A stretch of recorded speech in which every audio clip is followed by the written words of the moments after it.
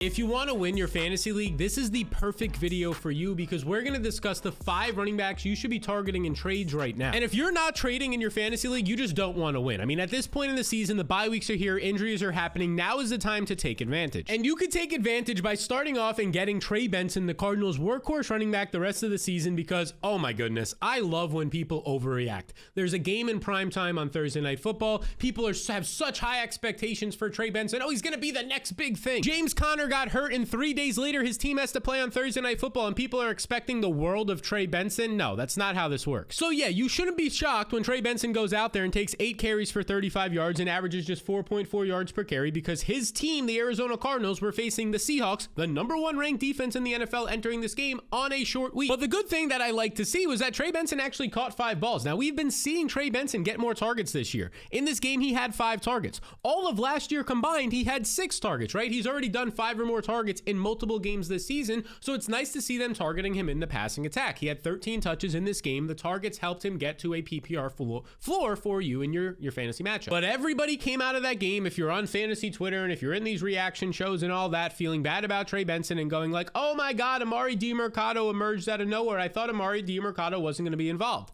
What do you mean he wasn't going to be involved? James Conner got hurt and is out for the year. You think Trey Benson's just going to play 100% of the snaps moving forward? No running back in the NFL plays 100% of the snaps. Basically, none of them play 85 to 90%. So, of course, another guy was going to be involved, right? People got annoyed that Emari Demercado was out there in like the 2-minute drill and catching passes. Yeah, he's the better pass catching running back between the two of them. He's going to be playing some snaps. Do not get frustrated by this Thursday Night Football short week against this Seattle Seahawks defense that allowed just 4.48 yards per carry entering the game, second in the NFL. There's only been one defense in franchise history better than them. Oh yeah, one of the greatest defenses of all time, the 2013 Seahawks, allowing just 4.42. So it was a very tough matchup on a short week where Trey Benson went from being the backup to the starter on 3 days' notice against that Seahawks defense. That's difficult. But even in that game, he still played over 50% of the snaps, saw 67% of the rush attempts. He's still the clear running back 1 here. He saw a 23% targets per route run as well, right? Led the backfield in target share, even though Emari Demercado, if you scroll to it, he did play 94%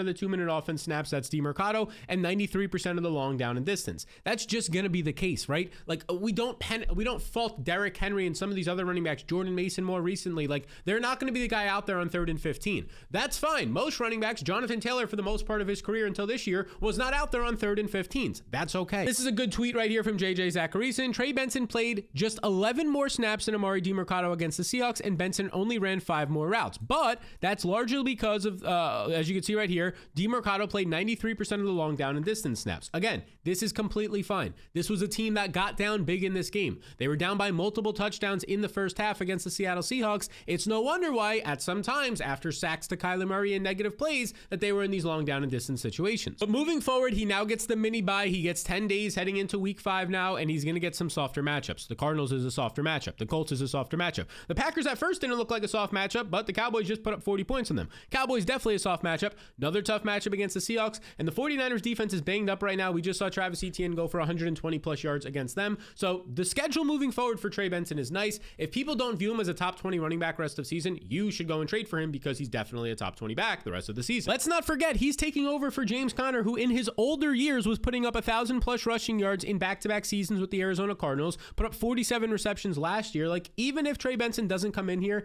and see the role that James Conner was seeing in this offense, I'm pretty sure he's going to get pretty close to it. He's younger, more explosive, right? And he's seeing some targets. Here's some trades currently happening. Jalen Waddle, I would trade him for Benson. Matthew Golden, I'd trade for Benson. Jordan Addison, off of a 100-yard game where most of that came on 1 reception, I'd trade him for Benson, right? Devonta Smith, I'd trade for Benson. Khalil Shakur, I'd trade all these guys basically right now for Trey Benson. I view Trey Benson, if we were to redraft today, as like a 4th-round fantasy pick. Now, I'm also targeting Kenneth Walker in some deals right now because it just so happens that he was also in that Thursday night game, and a lot of people are just so frustrated with Kenneth Walker, they put him in their lineup, they watch the primetime game, and they watch Zach Charbonnet score a touchdown. Charbonnet actually had a second touchdown in this game called back by penalty, but what are you so mad about? Zach Charbonnet was bad in this game. 39 yards, 3.3 yards per carry. Kenneth Walker was actually good in this game. 81 rushing yards, over 4 yards per carry. You scroll down here and you see Kenneth Walker also had a reception for 29 yards. I mean, this was a guy who had over 110 total yards in this game. He had 20 total touches in this game. He had more production, more touches than Zach Charbonnet, and just flat out looked better than him. Overall, he played 52% of the snaps, 58% of the backfield carries. Basically ran the same same amount of routes as well as Zach Charbonnet, and Kenneth Walker in this game had an unsportsmanlike conduct penalty, which looked like the Seahawks ended up benching him for 2 drives. Without that, he would have played even more and seen even more touches. You can see right here, JJ Zacharyson says Kenneth Walker played 2 more snaps than Zach Charbonnet in week 4. Zach Charbonnet ran 1 more route. Walker finished with 66 more total yards. For the second time this year when they played in a game together, Kenneth Walker looked much better than Zach Charbonnet. And again, he played more snaps and probably would have seen even more if it wasn't for the unsportsmanlike conduct penalty. Now, where did Zach Charbonnet see his snaps in week 4? Well, this is where he saw those snaps primarily. He played in the 2-minute off, or the snaps inside the 2-minute offense snaps. That's one. And the rushing attempts inside the 5-yard line, long down and distance. So ideally moving forward, we have to get Kenneth Walker seeing this usage. We can't have 100% of the snaps in the key situations at the goal line, the red zone, and in the 2-minute offense, all going to Charbonnet. So I do think those red zone touches will balance out just kind of based on game flow. Let's not forget, Kenneth Walker, in my opinion, is the most talented running back by far in this backfield. In his 9 games last year to start the year before an injury, 17.8 fantasy points per game. Rushing attempts are about 14 per game. Rushing yards, 55 per game. He was adding in some receiving yards as well. The dude was a top 12 fantasy running back. Right now to start this year so far, in his 2 out of 3 games where he's actually looked healthy and gotten the usage, he's been quality. Moving forward, expect a split backfield for sure with Zach Charbonnet, but Kenneth Walker is the guy you can get cheap right now. I would definitely trade Cam Scatterbo for him. Tyron Tracy's returning any week. At this point, I would trade Ladd McConkey for him. If we scroll down a little bit, it's getting pretty close with Brian Thomas Jr., depending on your team structure at this point. I would trade Marvin Harrison off of a big game on Thursday night for Kenneth Walker straight up. Kenneth Walker, to me, is easily a top 20 running back rest of season. And at this point, he's splitting a backfield and still putting up these 100-yard performances. Imagine once he starts to see more of the key snaps and work. Now, before we get into the next running back, make sure you hit the subscribe button. It takes 2 seconds of your time, and it really helps this channel grow, reach more people, and allow us to put out even more content. If you enjoy this content, hit that subscribe button. Now, this is maybe one of my favorite strategies in fantasy football. It's targeting a guy going into his bye week like Jaylen Warren to try and trade for him, especially because he missed week 4. So he got 0 points in week 4 due to an injury. Maybe he made people mad because they woke up, it was the early game, and then he got a 0 in their lineups, and now he's going on bye in week 5, so he's going to get another 0 for them on their bench. You also got to see Kenneth Gainwell come out and just become a monster. 19 carries, 99 yards, and multiple touchdowns. He also added 6 catches, 35 yards. He had a career high 30 fantasy points. He was a top 5 scorer in the week. He got all the headlines. He was one of the top waiver ads, and really quickly, that's as quick as it happens, people start to forget how good Jaylen Warren's role was, and now they're going to have another week to forget because of that bye week for the Steelers in week 5. But I'll be the one to remind you that in week 3, Jaylen Warren, or in week 2, Jaylen Warren's usage started to become better. 14 carries to just 5 for Kenneth Gainwell, 48 rushing yards led the team. He also led the team with 86 receiving yards. So he had 130 total yards in this game. He was the clear running back 1 on this team, and then Aaron Rodgers came out after week 2 and said, we need to get Jaylen Warren the ball more. This guy, all he does is make plays. You could see that from the tweet right here. Aaron Rodgers basically saying he's a great player. We might have to keep giving him more opportunities in the passing game because every time he touches it, something good happens. You can see from the blurb. Okay, so then what happens moving forward? Okay, then what happens is Jaylen Warren gets even more usage. 18 carries to just 4 for Kenneth Gainwell. You look at the receiving production, led the team with 5 receptions once again, gets another 34 yards. He's coming out here, he's dominating, he's finding the end zone. He goes from playing 58% of the snaps in week 2 to then going out there after Aaron Rodgers vouches for him, seeing 78% of the snaps, 81% of the rush attempts, 60% of the routes. So in week 3, Jaylen Warren, for the first time in his career, was a workhorse 3-down running back, not just a scat back. He was the number 1 running back in all situations, getting 23 opportunities. But then unfortunately in week 4, even though it was reported that he was expected to play, he tested it most likely in the pregame warmups, and they said, we're going to hold off. We have a bye week. There's no reason to risk this. So Jaylen Warren sat out, which allowed Kenneth Gainwell to pop off. But once he's back in week 6, I think he's going right back to being the workhorse in an offense that is now averaging, according to Ryan Heath on Twitter, 26.8 weighted opportunities per game. You can't ignore that. Jaylen Warren, a deal that just happened, the most recent deal for Jaylen Warren in the trade database of the fantasy calculator, Khalil Shakur for Jaylen Warren is just a joke. I would trade at this point Devonta Smith for Jaylen Warren. Quentin Johnson, I'd probably keep Johnson, but that's pretty close at that point. Juwan Jennings, I'd trade for him. Zay Flowers, depending on Lamar Jackson's status, I'd probably hold Zay for now. David Montgomery, I'm trading straight up for Jaylen Warren. David Montgomery's role is disgusting right now. So there are deals that could be made, especially if you're 3-1, or maybe you're even 4-0, and you could survive one more week with Jaylen Warren on the bye. Now, Jaylen Warren doesn't play in week 5, but if you want to see my top 50 overall rankings for week 5, so you're setting your best lineups and winning your matchups, you can get that completely free, link down below, or you you can check it out at fantasyrankingsfree.com. That is fantasyrankingsfree.com. That will take you to this page where you enter your email right here, and then I'll email you the top 50 overall rankings, not just for this week, but I'll update it every single week of the year so you have access all year long. Be sure to check your spam and promotional folders. Now, if you do want access to the full, not just the top 50, the full top 150, my trades tool as well, the top 150 rest of season rankings, a whole lot more, waiver wire tiers, access to Ask Me Questions one-on-one. That's why I built the Fantasy Blueprint. It's what I use in all my leagues. And over 10,000 people are currently using to win their weekly matchups as well. If you want to join them and schmack around your league mates, you can learn more with the link in the description below or by heading to jointheblueprint.com. That is jointheblueprint.com. Now, the next running back you should try and trade for is Jordan Mason, because this is yet again another guy who is kind of in a primetime game, right? He played on Sunday morning, the only game that was going on overseas. So everybody got to see that game where the Minnesota Vikings got down early and often in that one. And Jordan Mason just didn't get to get as many snaps because he's not a pass catching running back. So he comes out there and he sees 16 carries, right? Only two other carries to a running back, Xavier Scott, on this team. So he was the clear early down back. But then you look at the overall usage. Xavier Scott, the backup running back with Aaron Jones hurt, 6 catches, 43 yards and a touchdown. Jordan Mason, though, did see 3 catches for 15 yards in this game. So I know Jordan Mason isn't a pass catching running back, but he got 16 carries and 3 receptions,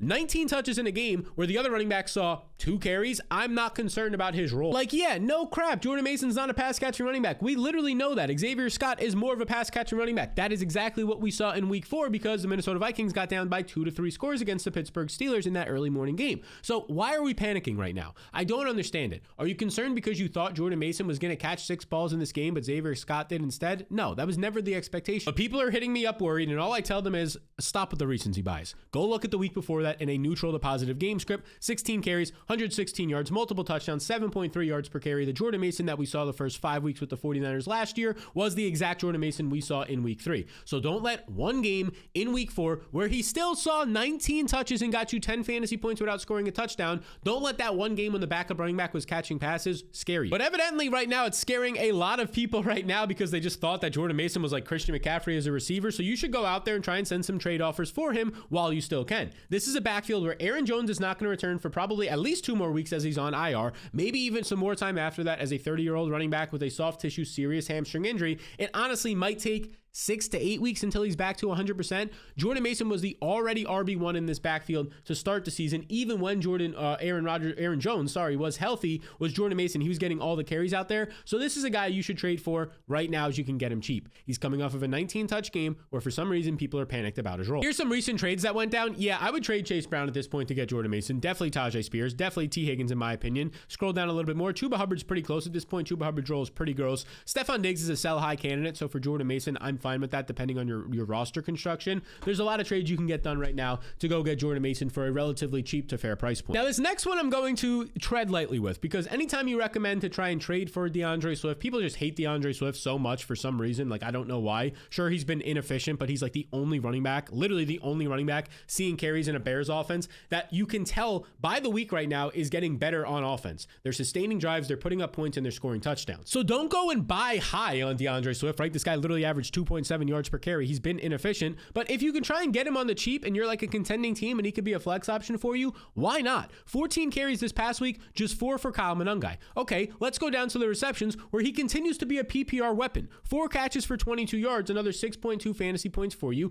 Even in a week where he's struggling, he's getting you 11 fantasy points. Oh, and he's finding the end zone with go-ahead touchdowns late, and he's getting you 17 or 18 fantasy points this past week. His role is there in an offense that only trusts him right now at the running back position because Kyle Monangai, the rookie, can't pass protect. So this past week, even though he's disgusting, 66% of the snaps, 61% of the rush attempts, 53% of the routes run. He is currently probably the cheapest workhorse running back that you can go out there and buy in fantasy. Even guys like Woody Marks, who are currently like trending in the right direction and people are excited about, you'd probably have to pay more for them than DeAndre Swift because DeAndre Swift just has this negative stigma in the fantasy community. And trust me, I get it, but he has Ben Johnson, right? Ben Johnson that everybody said, oh, he hates DeAndre Swift. Then why through a quarter of the way through the season is he the clear RB1 right now, DeAndre Swift getting all of the work, right? Ben Johnson, this offense, you could see it in week 4. You definitely saw it in week 3. He is putting his stamp on this offense. Creative plays are getting called out there. The offense is getting more comfortable. People look like they're actually having fun on this offense, which hasn't been the case in 2 to 3 years. And when you look at the backfield, Roschon Johnson isn't getting any touches. Kyle Monangai, they don't trust him in pass protection. They're literally just giving him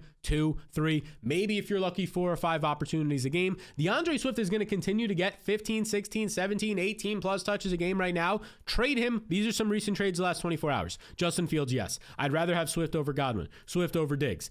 You scroll down a little more. Swift for Jordan Addison is like a fair deal, but if you need a running back, I'd make that deal. Same thing can be said for Jalen Waddle. Right now, DeAndre Swift, people hate him, and you can take advantage of that and get him pretty damn cheap in fantasy leagues. Now, before we get into the next running back you should trade for, and he has quietly been one of the best running backs in fantasy football, I don't know if you know this, but I've teamed up with DraftKings Pick 6, the official daily fantasy sports partner of the NFL, and they're offering you a chance to win some real money. All right, here's what I'm talking about. Just pick more or less on 2 or more player stats, whether it's your favorite team, whether it's a guy that you like that week based on his matchup, and that allows you to unlock the upside to potentially win some real money. It's as simple as that. There's no convoluted rules. There's no gimmicks. You just pick more or less on some players, and then you watch those players perform. And now here's the best part, a little bit of a bonus for you. New DraftKings Pick 6 customers get $50 in bonus picks with just a $5 entry on your first pick set. This is your opportunity to put your football knowledge to the test. Just download the DraftKings Pick 6 app now and use code SAL. In partnership with DraftKings Pick 6, the crown is yours. All right, now that running back who's been one of the best running backs in fantasy football, and he's looked like it. It's not just like stat padding right now. It's Javonte Williams, because another week just passed against the Green Bay Packers on Sunday night, a game that ended in a tie in overtime, and another week he looked like a workhorse.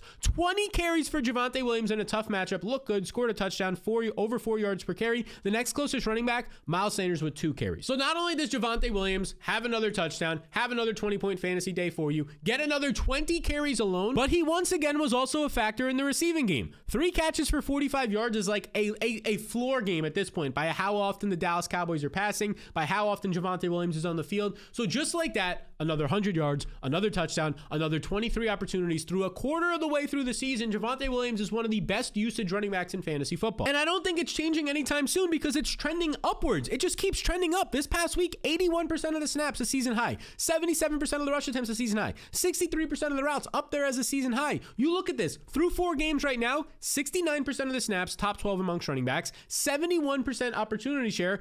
It's top 16 if you look at Player Profiler, but he's about 2 percentage points away from being like in the top 8 overall. It's so close, that cluster of the second tier usage running backs. Needless to say, his role is amazing. And by the way, even without CeeDee Lamb, this offense is putting up yardage and points. Right now, through 4 games, the Cowboys lead the NFL in total yards per game. More than the Buffalo Bills. More than a Colts team that looks amazing. More than the Detroit Lions, who after week 1 have looked awesome. It's the Dallas Cowboys in yards per game, despite not having CeeDee Lamb for 1.5 of those games right now. Dak Prescott looks like 2023 healthy Dak Prescott, where he was an MVP candidate. This offense is rolling right now. And a big piece of that is because they actually have a running game that they could work off of. Javonte Williams so far this season, according to Ferg Season on Twitter, 2nd in the NFC in total rushing yards, tied for 2nd in rushing touchdowns, tied for 5th in the entire NFL in rushing yards. And oh yeah, by the way, according to Marcus Mosher on Twitter, he's number 2 in success rate amongst all qualifying running backs this year, only behind James Cook. Number 2 in success rate is insane, because last year Javonte Williams from the Denver Broncos was like a bottom 5 running back in terms of all efficiency and success rate categories. He's a totally different back, another year removed from his injury in a new system with the Dallas Cowboys. So I'm fine trading for Javonte Williams. And yeah, you're going to have to pay up for him because he's been so good, but maybe people still don't view him rest of season like a top 10 running back that he actually is. If we redrafted today, Javonte Williams is like a 3rd round fantasy pick, which is exactly why I trade Michael Pittman for him. Brock Bowers seems insane to say you trade for Javonte, but give me Javonte and another piece, I'll take Bowers.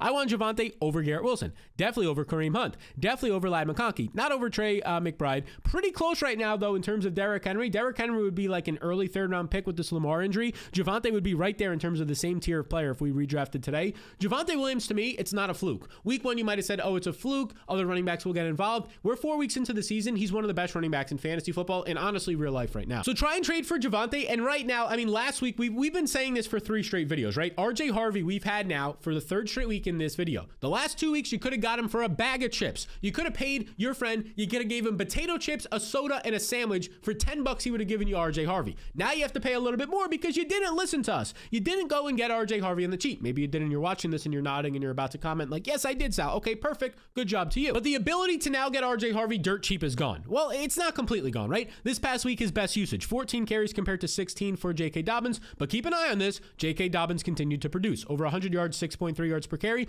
but so did RJ Harvey. 4 yards per carry for RJ Harvey. You then scroll down to the receiving production, what he's really known for, 4 catches for Harvey, 40 yards, and a touchdown in this game. So we got 18 opportunities. Before this, you're hoping RJ Harvey gets 6 touches, 18 touches in this game for RJ Harvey, nearly 100 yards and a touchdown. Now again, J.K. Dobbins of his own right still had 100 yards in this game, but J.K. Dobbins had no receiving game work, just these 16 carries on the ground, and we finally got to see the rookie RJ Harvey that they spent the second round pick on, who has the college production, who has the explosiveness in college and the athletic testing. We finally got to see him in an expanded role. Now don't get me wrong, it was the perfect matchup against the Bengals, who couldn't move the ball in offense, so allowed the Broncos to run the ball even more when they won 28-3. 44% of the snaps for Dobbins, 41% of the snaps for Harvey. In terms of routes run, Harvey actually led the backfield ahead of J.K. Dobbins, so you're looking at this, it is still a two-headed backfield. During the draft process for fantasy, we like J.K. Dobbins as a 10th round pick. We liked RJ Harvey in round 6 or 7, and right now it takes a couple of weeks, as you've seen with some other rookies, Quinshon Judkins, right? Amarion Hampton, Ashton Jeanty. It takes a couple weeks for them to get going, but right now it's happening as well for RJ Harvey. I would still trade for him because if we're talking rest of season, RJ Harvey has the juice to take over this backfield, or at least continue to produce big numbers in a somewhat split backfield. So these are the running backs that you should try and trade for right now. Some of them you might have to pay up for, some of them you could buy low on, especially as they enter their bye weeks. Now, if you want to see the wide receiver version of this video, you can check it out once it drops tomorrow. Maybe it's already out by the time you're watching it. It will pop up right here. This will be the 7 wide receivers, just like the running backs in this video, the 7 wide receivers you should trade for to try and win. They will help you win your fantasy league.